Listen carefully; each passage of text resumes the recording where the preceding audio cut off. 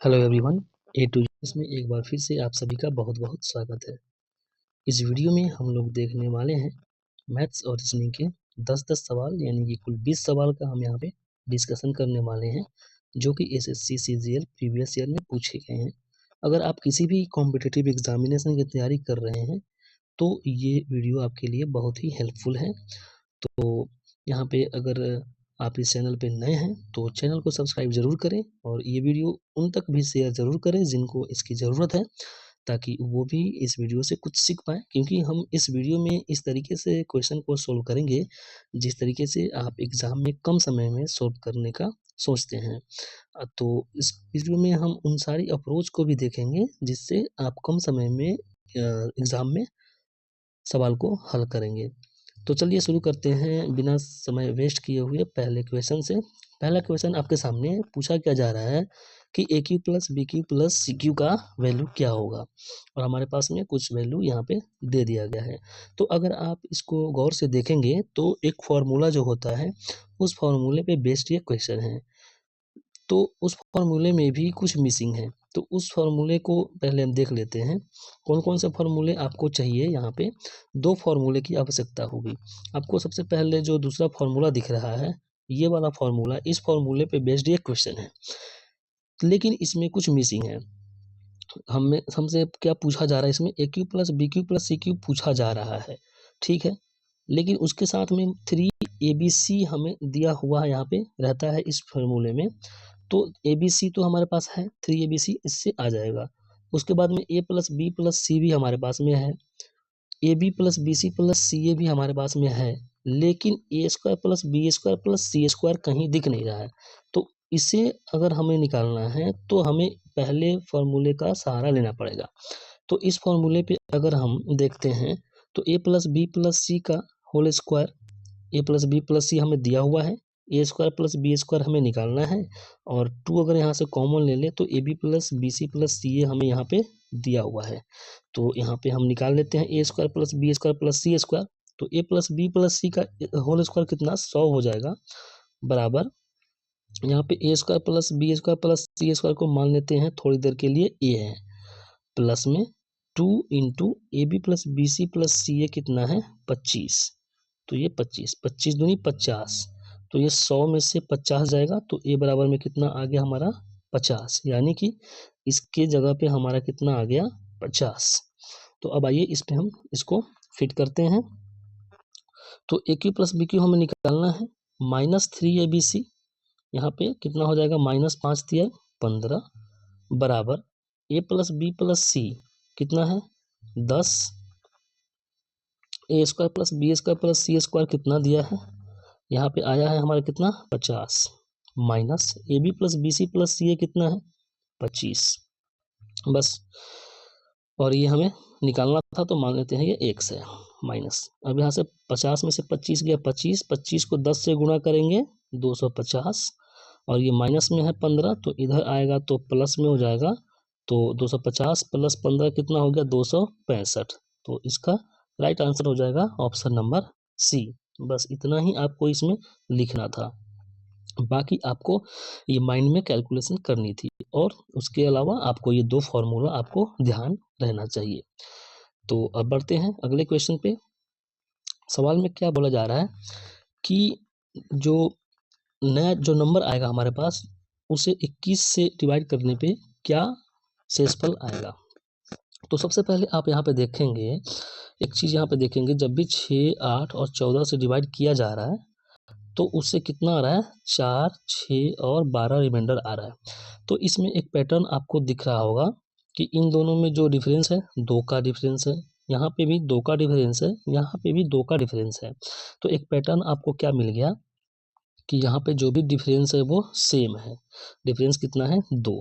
तो आपको वो नंबर जब निकालना है, जब भी वो नंबर निकालना हो तो आप क्या करेंगे, ये 6, 8 और 14 का एलसीएम निकाल लेंगे और उसमें से माइनस कर देंगे 2, जो कि डिफरेंस था, वो आपका जो आएगा वही आपका नंबर हो जाएगा। और उसके बाद में जो भी हमसे पूछा जाए उस नंबर के बारे में, हम वहाँ पे आगे काम कर सकते हैं। तो सबसे पहले हमें यहाँ पे क्या निकालना होगा, एलसीएम। जल्दी से कैसे निकालेंगे, आइए देखते हैं। उसके बाद में हम -2 कर देंगे। तो एलसीएम निकालने के लिए क्या होता है, जैसे 6, 8 और 14 का हमें एलसीएम निकालना है। तो सबसे पहले हम यहाँ पे 14 लेंगे, उसके बाद में ये उसके पहले क्या है 8, तो हम 8 से डिवाइड करेंगे। अब यहाँ पे क्या करेंगे, 14 का ज्यों का त्यों लिख देंगे, इसमें गुना हमें करना है कुछ। तो क्या करना है गुना, देखते हैं। जब भी इसको डिवाइड करेंगे तो ये 4 बार में जाएगा और ये 7 बार में। तो जो ये 14 कटा तो इसका हमें कुछ लेना देना नहीं है, 14 का 14 यहाँ पे सेम एज सेम लिखाएगा। लेकिन नीचे जो 8 के जगह पे 4 अब कट के आ गया, तो उससे हम 4 से गुना करेंगे, न कि 8 से। अब यहाँ पे 14 गुना 4 आ गया, ठीक है, 14 गुना 4 यहाँ पे आ गया। अब यहाँ पे बचा कितना, इसमें 6, क्योंकि 14 का काम हो गया, 8 का काम हो गया, अब बचा 6। अब ये 6 से डिवाइड करेंगे, तो फिर यहाँ पे ऊपर जो 14 गुना 4 है वो सेम का सेम यहाँ पे लिख दिया हमने 14 गुना 4। लेकिन नीचे देखते हैं कितनी बार में कटता है, तो ये 2 और ये 3 अब नहीं कटेगा, तो इस 6 की जगह पे 3 अब यहाँ पे गुना कर देंगे। तो हमारे पास में कितना आ गया, 14 गुना 12, यानी कि 12 गुना 14 लिख सकते हैं इसको हम सजा करके थोड़ा सा। तो हमें 12 को 14 से गुना करना है। अब हम जल्दी गुना कैसे करेंगे, तो जब भी इस पैटर्न का गुना आपके पास में आए, जब भी कंसेक्यूटिव नंबर में एक मिसिंग हो, 12 के बाद में 13 आना चाहिए था लेकिन 14 आ गया, तो आप क्या करेंगे, 13 का स्क्वायर आपको आना चाहिए।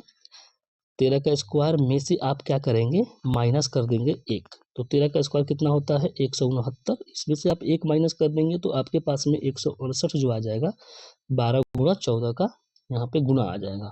तो 168 यहाँ पे क्या आ गया, एलसीएम आ गया। ध्यान रखेंगे ये क्या है, 168 एलसीएम है।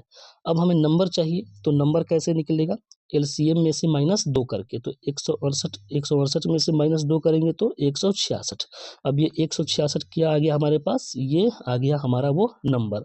अब इस नंबर को क्या करना है, आगे 21 से डिवाइड कराना है। तो 21 से डिवाइड कराएंगे तो रिमाइंडर कितना बचेगा ये देखना है। तो 21 से अगर हम डिवाइड करते हैं इसको, तो 7 बार में जाएगा तो 147 आएगा। 21 को 7 से अगर हम गुना करते हैं तो 147 आएगा।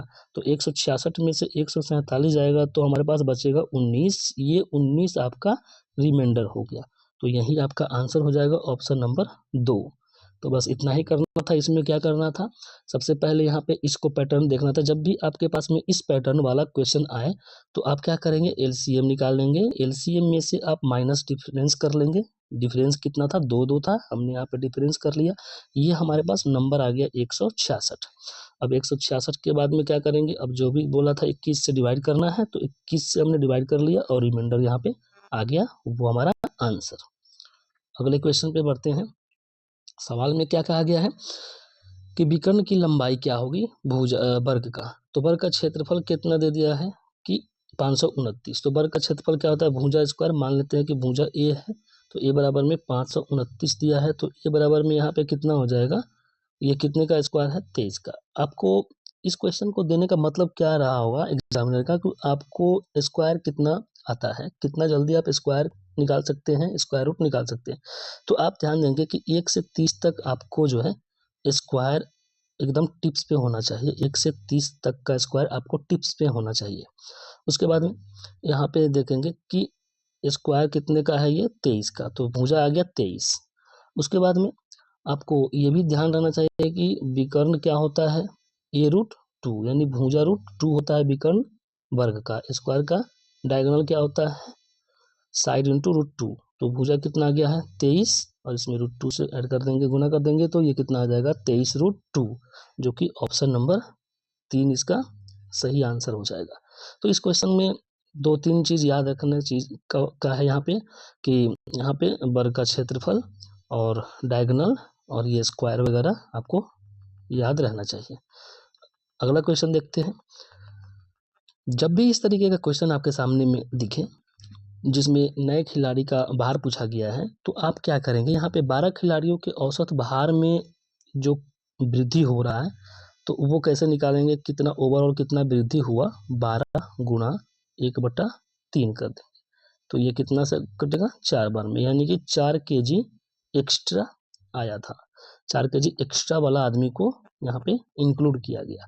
तो 55 किलोग्राम के जगह पे 4 kg एक्स्ट्रा वाला आ गया, तो वो कितना होगा, 55 में 4 ऐड हो जाएगा, तो कितना kg का हो जाएगा, 59 kg का वो नया आदमी आया होगा। तो इसका आंसर हो जाएगा ऑप्शन नंबर 2। इतना सा इजी क्वेश्चन इसको कर सकते हैं आप। नेक्स्ट क्वेश्चन देखते हैं। इसमें क्या पूछा गया है कि ये जो एक्सप्रेशन दिया गया है इसका वैल्यू हमसे पूछा जा रहा है। तो यहाँ पे अगर आप ध्यान देंगे तो एक पैटर्न है। अगर हम 9 को ए मान लेते हैं, 2 को बी मान लेते हैं, तो यहाँ पे ध्यान देंगे A cube plus B cube plus 3ab into A plus B, ये पैटर्न यहाँ पे आपको दिख रहा होगा, जो कि फॉर्मूला किसका होता है, ए प्लस बी का होल क्यूब का। तो ए प्लस बी का होल क्यूब क्या होता है, A cube plus B cube plus 3ab into A plus B. तो ए हमने क्या माना है 9 और बी कितना माना है 2, इसका होल क्यूब यानी 11 का क्यूब कितना होगा 1331। ये आपका राइट आंसर हो जाएगा ऑप्शन नंबर सी 4। इस क्वेश्चन को पूछने का मतलब क्या रहा होगा एग्जामिनर का कि आपको ये फॉर्मूला आता है या नहीं, उसके बाद में आपको क्यूब आता है या नहीं, कितना जल्दी आप, मतलब आता तो सबको है लेकिन आप जल्दी सोल्व करने के लिए क्या करेंगे, आपको तुरंत ये एक्सप्रेशन को पकड़ना होगा और ये क्यूब आपको जल्दी से, नहीं तो आप क्या करेंगे 11 को 3 बार गुना करते रहेंगे, फिर उसमें आप टाइम वेस्ट करते रहेंगे। आपको 1 से 20 तक एटलीस्ट आपको क्यूब याद रहना चाहिए और 1 से 30 तक आपको स्क्वायर याद रहना चाहिए टिप्स पे। अगले क्वेश्चन पे बढ़ते हैं। अगला क्वेश्चन क्या कह रहा है, सवाल में हमसे पूछा गया है कि पार करने में कितना समय लगेगा प्लेटफॉर्म को रेलगाड़ी के द्वारा। तो ध्यान देंगे डिस्टेंस बराबर में क्या होता है, वेलोसिटी इनटू टाइम, और अगर टाइम हमें निकालना है तो डिस्टेंस को हमें डिवाइड करना पड़ेगा वेलोसिटी से। दूसरा बात यहाँ पे क्या है कि जब भी डिस्टेंस आपको मीटर में दे तो वेलोसिटी को आप कोशिश करें कि मीटर पर सेकेंड में लाएं। अगर डिस्टेंस किलोमीटर में है तो वेलोसिटी को आप कोशिश करें कि किलोमीटर पर आवर में रखें ताकि आपको कैलकुलेशन करने में आसानी हो। तो अब यहाँ पे देखते हैं, अगर मीटर से अगर आपको किलोमीटर में जाना है तो 1000 से गुना करेंगे डिस्टेंस को, ये बात जानते हैं हम लोग। अगर किलोमीटर से मीटर में जाना है तो 1000 से डिवाइड करेंगे। उसके बाद में दूसरी बात क्या है कि अगर वेलोसिटी को मीटर पर सेकेंड से किलोमीटर पर आवर में चेंज करना है तो आपको 18/5 से गुना करना पड़ेगा। अगर वहीं किलोमीटर पर आवर से मीटर पर सेकेंड में अगर आपको जाना है वापस तो आपको गुना करना पड़ेगा 5/18 से। ये बात आप ध्यान रखेंगे, दोनों ही इम्पोर्टेंट बात है। उसके बाद में आप इसको याद रखने के लिए ये भी सोच सकते हैं कि मीटर पर सेकेंड से हमें किलोमीटर पर आवर में अगर जाना है तो किलोमीटर पर आवर ये थोड़ा सा बड़ा शब्द दिख रहा है, तो यहाँ पे 18 और 5 में बड़ा कौन सा है 18, तो 18 ये ऊपर होगा, ठीक है। और अगर मीटर पर सेकेंड में जाना है तो छोटा वाला ऊपर होगा यानी कि 5 ऊपर होगा। ये जस्ट याद रखने के लिए ये एक ट्रिक टाइप से है अपने सुविधा के लिए। दूसरा कॉन्सेप्ट इसमें क्या है कि रेलगाड़ी जब भी पार करती है प्लेटफॉर्म को तो रेलगाड़ी सिर्फ अपने डिस्टेंस को नहीं पार करती है बल्कि वो प्लेटफॉर्म के डिस्टेंस को भी पार करती है। यानी कि डिस्टेंस अगर यहाँ पे देखा जाए तो रेलगाड़ी की लंबाई प्लस में प्लेटफॉर्म की लंबाई दोनों मिलकर डिस्टेंस यहाँ पे बनाएगी। तो यहाँ पे डिस्टेंस अगर देखें तो कितना हो जाएगा 140 और 260 कितना हो जाएगा, यहाँ पे हम लिखते हैं डिस्टेंस टोटल हो जाएगा 400। उसके बाद में वेलोसिटी देखते हैं तो वेलोसिटी कितना है 60 और 400 ये मीटर है, तो वेलोसिटी को हम यहाँ पे किलोमीटर पर आवर दिया हुआ है तो मीटर पर सेकेंड में चेंज करेंगे तो इसको हम गुना करेंगे कितने से 5/18 से, 18 जाएगा ऊपर। तो इस 10 से 10, ये 6 से 3 बार में, ये 5 से ये 8 बार में, तो 8 त्रिका 24, तो इसे 24 सेकेंड का समय लगेगा जो कि ऑप्शन नंबर 20 का राइट आंसर हो जाएगा। तो इस तरीके से आप इस क्वेश्चन में क्या क्या सीखें कि डिस्टेंस यहाँ पे अगर मीटर में है तो किलोमीटर में चेंज करना है तो कैसे करेंगे 1000 से गुणा। अगर वेलोसिटी मीटर पर सेकंड में है तो किलोमीटर पर आवर में कैसे चेंज करेंगे और किलोमीटर पर आवर से मीटर पर सेकंड में कैसे चेंज करेंगे। तीसरा बात क्या सीखे हमने कि यहाँ पे डिस्टेंस रेलगाड़ी और प्लेटफॉर्म दोनों को मिला करके यहाँ पे बनता है। तो अब अगले क्वेश्चन पे बढ़ते हैं। अगला सवाल यहाँ पे क्या है कि सवाल में क्या है कि ए अकेले कितने दिनों में पूरा कर सकता है ये पूछा गया है। तो कॉन्सेप्ट सबसे पहले यहाँ पे देखते हैं। वर्क बराबर में क्या होता है, टाइम इंटू इफिशियंसी, ये होता है कॉन्सेप्ट। वर्क बराबर में टाइम इंटू इफिशियंसी। और अगर इसको हम ऐसे लिख सकते हैं W बराबर में T इंटू इफिशियंसी। तो टाइम अगर निकालना हो तो वर्क बराबर में क्या हो जाएगा, इफिशियंसी, और अगर वहीं इफिशियंसी निकालना हो तो वर्क बराबर में टाइम। ये तो बेसिक बेसिक चीज़ें हैं। दूसरी बात यहाँ पे अब देखते हैं सवाल में क्या है कि ये दक्षता यानी कि इफिशियंसी दे दिया गया है। तो इफिशियंसी कितना है, तीनों को मिला करके कार्य कर रहा है 6 दिनों में। टाइम कितना दे दिया है, 6 दिन। और इफिशियंसी टोटल कितना हो जाएगा, 2 3 5 4 9। तो टोटल वर्क कितना हो जाएगा, 9 गुना 6। उसके बाद में हमसे पूछा गया कि ये अकेला कितने दिनों में पूरा करेगा, तो टाइम निकालना है। तो टाइम बराबर में हमने बताया वर्क अपॉन में इफिशियंसी। तो वर्क कितना है, 9 गुना 6, और इफिशियंसी ऑफ ए कितना है यहाँ पे 2। तो 2 से हम डिवाइड कर लेंगे, तो 2 से ये 3 बार में कटेगा, तो 9 त्रिका 27। तो 27 इसका आंसर हो जाएगा ऑप्शन नंबर 2। यहाँ पे ये बेहद ही ईजी क्वेश्चन इसको हम कह सकते हैं। उसके बाद में सवाल अगले पे बढ़ते हैं। सवाल में क्या कहा गया है कि दो कारों के क्रय मूल्यों का योगफल इतना है, और पहली कार को इतना पे हानि पे बेचा गया, दूसरे को इतना लाभ पे बेचा गया। दोनों कारों का विक्रय मूल्य यहाँ पे अब बराबर दे दिया गया है। तो अब ध्यान देंगे, एसपी यहाँ पे क्या दिया गया है, सेम दिया गया है। तो इसको अब जब भी इस तरीके का क्वेश्चन आए तो आपको क्या करना है, यहाँ पे सीपी और एसपी का रेशियो कैसे निकालेंगे, ये प्रॉफिट परसेंटेज से और प्रॉफिट लॉस को हम फ्रैक्शन में तोड़ के। तो पहला 20% के लॉस पे बेचा गया है। 20% लॉस का मतलब क्या हुआ, फ्रैक्शन में तोड़ते हैं तो 1/5 यानी लॉस है, तो 4/5 यानी 5 का जो वस्तु था वो 4 में बेच दिया गया। यही इसका मतलब होता है। तो 5 की वस्तु को 4 में बेच दिया गया, तो सीपी रहा होगा 5, तो उसको बेच दिया गया 4 में।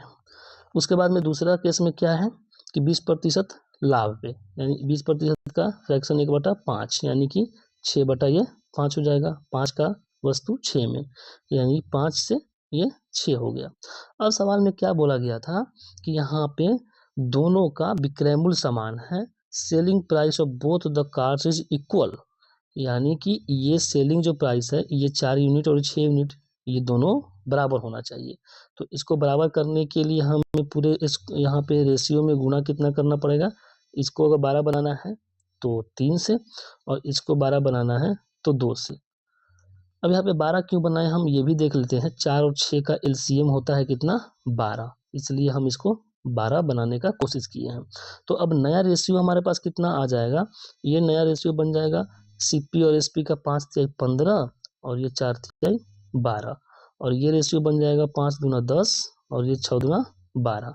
अब यहाँ पे हम टोटल यहाँ पे देख लेते हैं, यहाँ पे सीपी है ये और ये एसपी है। तो ये टोटल सीपी कितना हो गया 25, और ये टोटल एसपी कितना हो गया 24। अब सवाल में फिर क्या बोला था कि दोनों का योगफल, दोनों के क्रय मूल्य का योगफल, यहाँ पे टू कार्स प्राइस क्या है, 1,00,000 है। तो हम कह सकते हैं 25 यूनिट बराबर में कितना है, 1,00,000 है।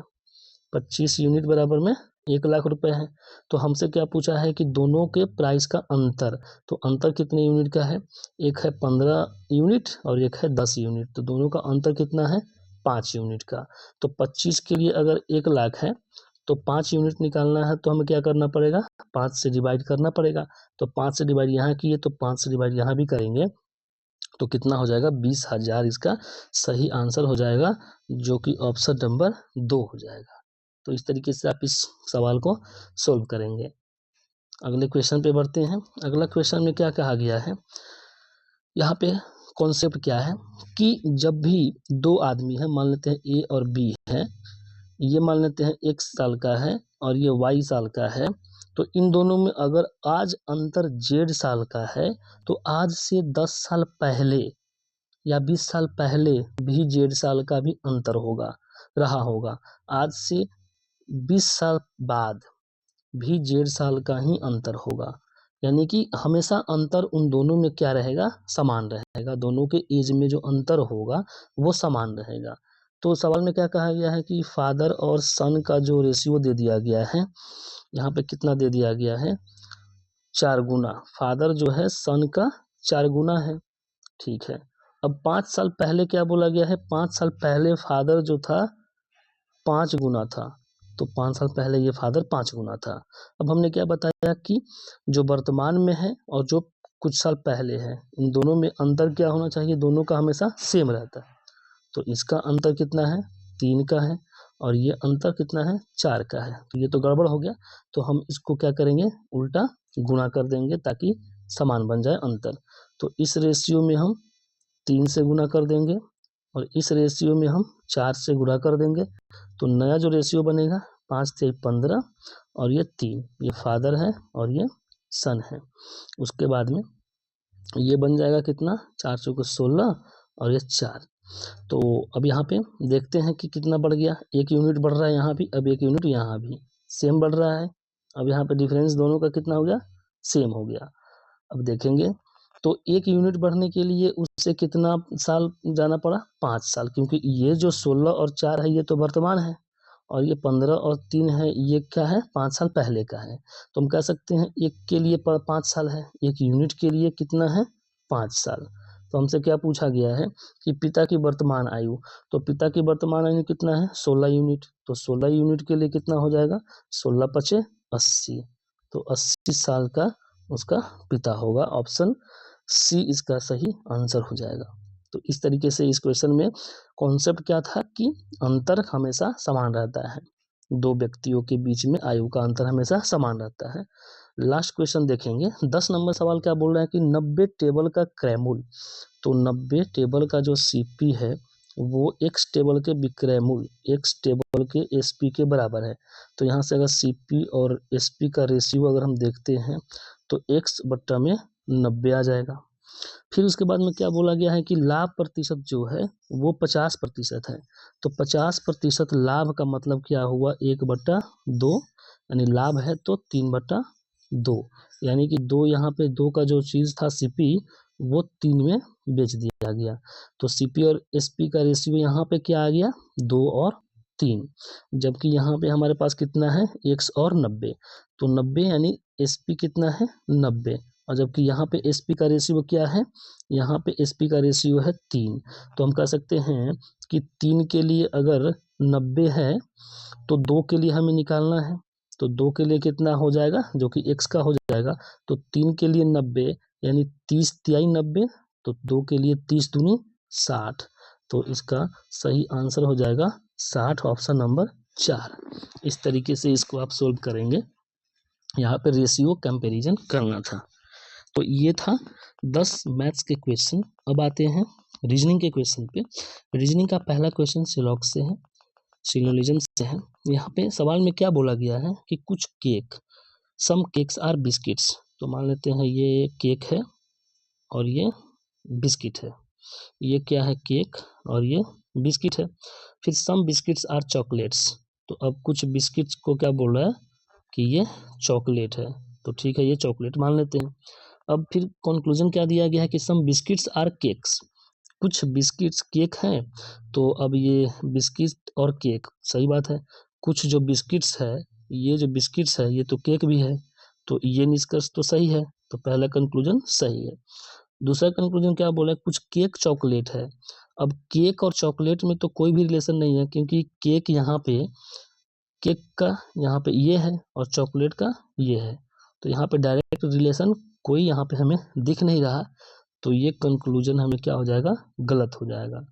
तो इस तरीके से ओनली एक स्टेटमेंट निष्कर्ष जो है, पहला निष्कर्ष सही है इसका। यहाँ पे इस तरीके से आप इस क्वेश्चन को सोल्व करेंगे डायग्राम के माध्यम से। सवाल बहुत ही आसान बन जाता है जब डायग्राम से आप सोल्व करने लगते हैं। अगला सवाल देखते हैं, ये भी सिलॉक से है। सवाल में क्या बोला गया है कि सभी किताबें नोटबुक है, सम, यहाँ पे all books are notes books, तो यहाँ पे बुक्स है, यहाँ पे बुक्स है और ये नोटबुक है, ये क्या है, बुक है और ये है नोटबुक। फिर बोला है कि सम नोटबुक्स आर स्लेट्स, अब यहाँ पे कुछ नोटबुक जो है ये स्लेट है, ये बोल दिया गया है। अब कंक्लूजन क्या है कि some books are slates, some books are slates. अब बुक और स्लेट में तो कोई यहाँ पे बुक का यहाँ पे एरिया अगर आप देखते हैं तो बुक का एरिया सिर्फ और सिर्फ यहाँ ये है और स्लेट का एरिया यहाँ तक है, तो बुक और स्लेट में तो कोई रिलेशन ही नहीं है, तो ये स्टेटमेंट तो आपको गलत दिया हुआ है। दूसरा यहाँ पे कंक्लूजन क्या है, नो स्लेट इज बुक। अब स्लेट यहाँ पे देखिए, स्लेट का यहाँ पे ये है और बुक यहाँ पे है, तो ये भी कैसे कह सकते, कोई भी डायरेक्ट रिलेशन दिया ही नहीं है, तो वो है या नहीं है ये हम बिल्कुल भी नहीं कह सकते हैं, क्योंकि पहला में बोला है कि कुछ है और दूसरा में बोला है कुछ नहीं है, तो ये दोनों स्टेटमेंट क्या है, गलत है, क्योंकि कोई भी डायरेक्ट रिलेशन हमें यहाँ पे दिया ही नहीं है। तो इस तरीके से ये दोनों स्टेटमेंट क्या है, कंक्लूजन क्या है, रॉन्ग है। अब अगले क्वेश्चन पे बढ़ते हैं। 3 नंबर में क्या दिया गया है कि निश्चित कुट भाषा में हाईली को इस तरीके से लिखा जाता है, क्लेवर को ये लिखा जाता है, तो हॉरर को क्या लिखा जाएगा। तो आप यहाँ पे देखेंगे हाईली को क्या लिखा गया है, HIGHLY, हाईली को GRHYOH। एक ही से यहाँ पे देख लेते हैं, यहाँ पे अगर आप देखेंगे तो ये जी को ज्यों का त्यों लिखा गया है, एच को यहाँ पे ज्यों का त्यों लिख दिया गया है, और ये IR जो है ये अपोजिट लिख दिया गया है। उसके बाद में वाई ज्यों का त्यों, एच यहाँ पे ज्यों का त्यों, और यहाँ पे LO क्या है, अपोजिट है। ये एक पैटर्न आप देख सकते हैं। उसी तरीके से क्लेवर को भी चेक कर लेते हैं, CLEVER, क्लेवर को क्या लिख दिया गया है, EOCRVV।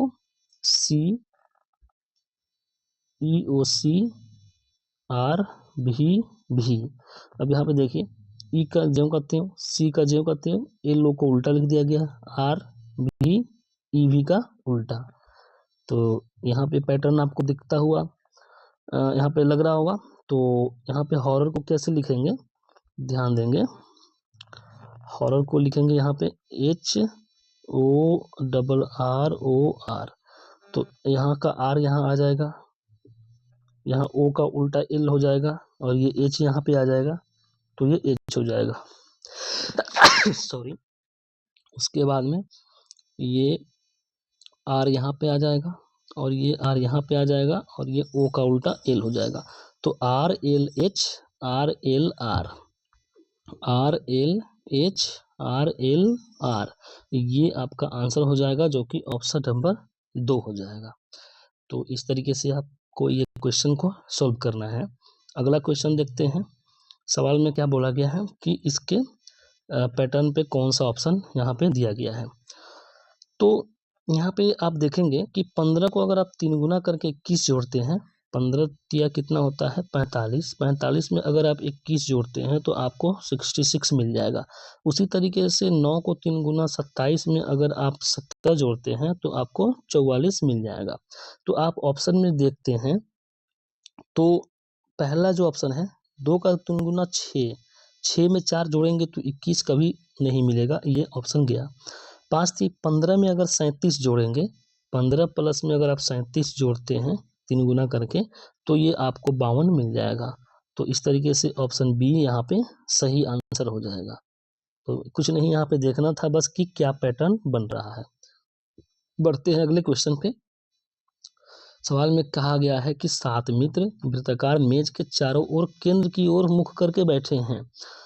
तो अब यहाँ पे 7 मित्र को बैठा देते हैं, 1 2 3 4 5 6 और ये 7 मित्र ये बैठ गया केंद्र की ओर मुख करके।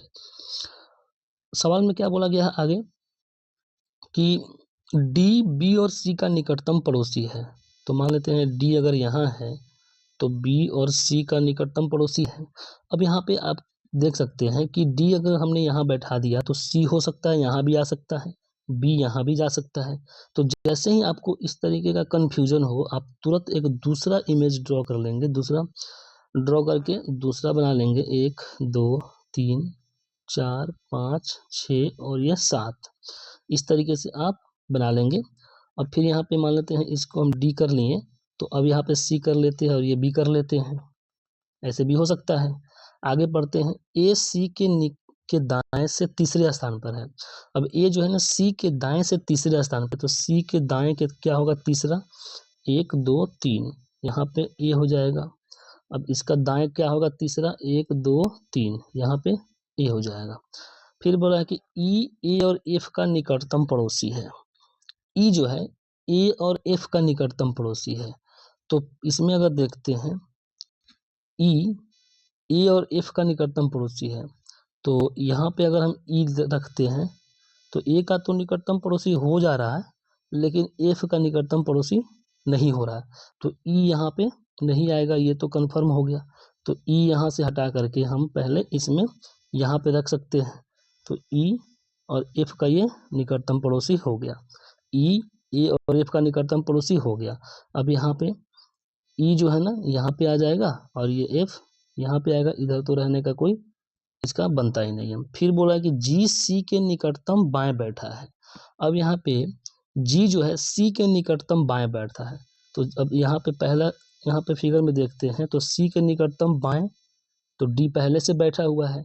तो अब यहाँ पे जो पहला यहाँ पे जो फिगर था ये यहाँ पे क्या हो गया, कैंसिल हो गया। तो पहला फिगर यहाँ पे कैंसिल हो गया। तो अब आपको सिर्फ और सिर्फ इस फिगर पे काम करना है। तो इस फिगर में अब यहाँ पे जी को सी के निकटतम दाएं बैठा दीजिए। तो यहाँ पे जी एक ही जगह खाली है, ये बैठ गया। तो इस तरीके से आप देखेंगे कि ये आपका बन के तैयार हो गया फिगर अकॉर्डिंग टू क्वेश्चन। अब यहाँ पे सवाल में क्या बोला, ए के संदर्भ में जी की स्थिति क्या है। तो ए के संदर्भ में जी की स्थिति क्या है, ए के दाएं से गिनती करने पर। तो ए के दाएं से गिनती करने पर यहाँ पे जी जो है कितना है, 1 2 और 3, दाएं कितना है तीसरा। तो ए जो है जी जो है ए के दाएं से तीसरा है। तो ऑप्शन 1 जो है उसका सही आंसर हो जाएगा दाएं से तीसरा। सवाल नंबर 6 पे देखते हैं। सवाल में बोला गया है कि यहाँ पे क्या आएगा, तो ये नंबर सीरीज का क्वेश्चन है, देखते हैं। सवाल बहुत ही अच्छा है। यहाँ पे देखिए 18 और यहाँ पे 27 है, तो इसमें कितने का है अंतर, प्लस में कितना हो गया 9, प्लस में कितना हो गया 9। फिर यहाँ पे 31 और 43, यहाँ पे प्लस कितना हो गया 12। फिर 44 और 59, प्लस कितना हो गया 15। तो अब यहाँ पे एक पैटर्न आपको दिख रहा होगा, 9 3 12, यहाँ पे अंतर कितना 3, फिर 12 3 15, तो यहाँ पे कितना होगा +3, यहाँ पे 18। तो इसमें 18 अगर ऐड करेंगे 57 में तो कितना आ जाएगा 75।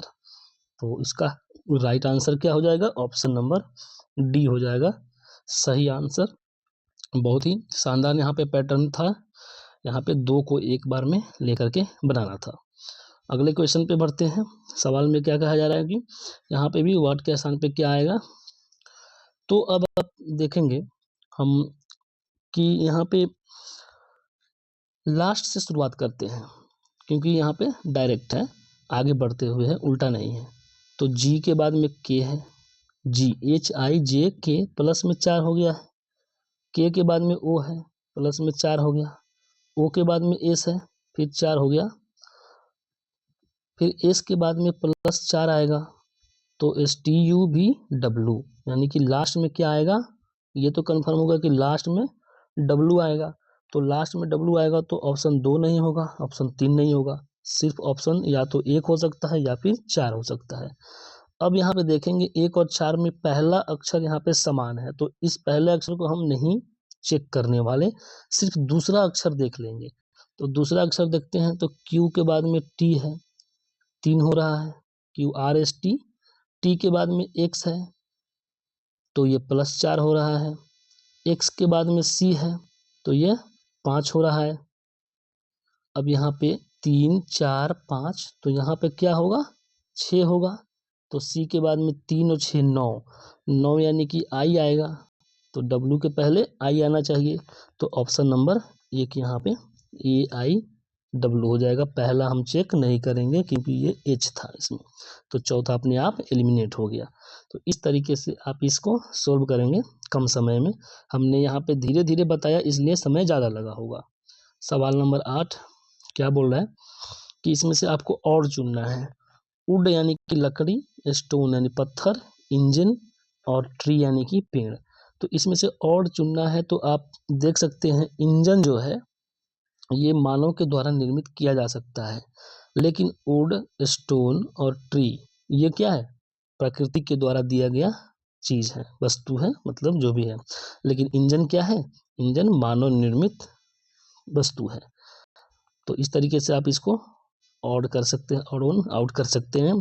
अगला सवाल में क्या है कि डिक्शनरी के अनुसार अरेंज करना है। तो आप यहाँ पे क्या करेंगे, सबसे पहले देखेंगे ऑप्शन। ऑप्शन में क्या है, 1 से स्टार्ट है और 5 और 4 से शुरू है। तो पहले हम देखेंगे कि यहाँ पे ज़्यादा क्या है, 2 ऑप्शन में 1 से स्टार्ट है, तो ज़्यादा चांस है कि 1 से ही शुरुआत होगा। फिर भी हम यहाँ पे एक बार चेक कर लेते हैं। तो 1 5 4 में कौन पहले आएगा, 1 5 4 में 1 में है EXA, 4 में है EXA, उसके बाद 5 में है EXE। तो यहाँ पे 5 से तो स्टार्ट होगा नहीं, तो यहाँ पे हम यहाँ पे पता चल गया कि 2 नंबर ऑप्शन जो है ये नहीं होगा। उसके बाद में अभी 1 और 4 में देख लेते हैं पहले कौन आएगा। तो 1 में EXAM है और 4 में EXAM है, ठीक है, यहाँ पे भी। फिर P है और ये I है। तो अब P से पहले I आता है, तो यानी कि यहाँ पे 4 नंबर से भी शुरू नहीं होगा, तो ये भी ऑप्शन गया। एक ऑप्शन और 2 ऑप्शन ये दोनों गया। अब बचा 3 और 4, जो कि यहाँ पे बहुत ही सिमिलर है, 1 4 2। अब यहाँ पे सिर्फ हमें देख लेना है पहले 5 आएगा या फिर पहले 3 आएगा। तो 5 और 3 में अगर हम कंपेरिजन करते हैं तो EXC और EXE, तो 3 आएगा। ई से पहले सी आ जाता है, तो 3 आएगा। तो 3 किस ऑप्शन में आ रहा है, तो ये 4 नंबर ऑप्शन में आ रहा है। तो इसलिए इसका राइट आंसर हो जाएगा ऑप्शन नंबर 4। तो इस तरीके से आप इस क्वेश्चन में यहाँ पे एलिमिनेशन विधि से आप इसको सोल्व कर सकते हैं। अब लास्ट क्वेश्चन पे बढ़ते हैं। 10 नंबर सवाल में क्या कहा गया है कि रिलेशन पूछा गया है। तो जब भी इस तरीके का क्वेश्चन आए, आपसे पूछा गया कि वाई जेड से किस प्रकार संबंधित है, तो आप यहाँ से शुरू कर लें जेड से। तो जेड से जैसे ही आप शुरू करेंगे तो देखेंगे कि मान लेते हैं जेड आप खुद हैं, या फिर ऐसे ही जेड को जेड रहने देते हैं। तो एंड का यहाँ पे रिलेशन, एंड से किस चीज़ को रिलेट किया गया है, A is the mother of B, यानी कि आर जो है जेड की क्या है, माँ है, ठीक है। हैज किससे है, A is the daughter of B, यानी कि अब आर की जो डॉटर है जे, यहाँ पे इसमें बोला गया है। तो जेड की ये माँ हो गई, और माँ की बेटी क्या हो गई, माँ की बेटी उसकी बहन हो गई। अब फिर एट द रेट किससे है, A is the husband of B. अब माँ की बेटी बहन, अब बहन का यहाँ पे ये क्या हो गया, हस्बैंड हो गया, तो बहन का पति। तो यहाँ पे बहन का पति जो है, इसका सही आंसर हो जाएगा ऑप्शन नंबर 3। इसका राइट आंसर हो जाएगा सिस्टर हस्बैंड। यहाँ पे कैसे किया हमने, जेड से पूछा है तो जेड से हमने शुरुआत कर दिया। क्या किया, जेड का ये रिलेशन देखे एंड से क्या है, तो ये जेड का क्या है, यहाँ पे एंड से क्या दिया गया था, मदर दिया गया था, यानी माता है। माता की बेटी उसकी बहन होगी, और बहन का पति उसकी बहन का पति ही होगा। यहाँ पे अगर ऑप्शन में जीजा या कुछ रहता तो ये भी हो सकता था। तो इस तरीके से आप देखेंगे कि कैसे इस क्वेश्चन को हमने एग्जाम वाली अप्रोच से सॉल्व करके आपको बताया, इन 10-10 क्वेश्चन के 20 सेट को। तो अब हम मिलते हैं अगले वीडियो में। तब तक के लिए आप इस वीडियो को शेयर करें, लाइक करें, और धन्यवाद।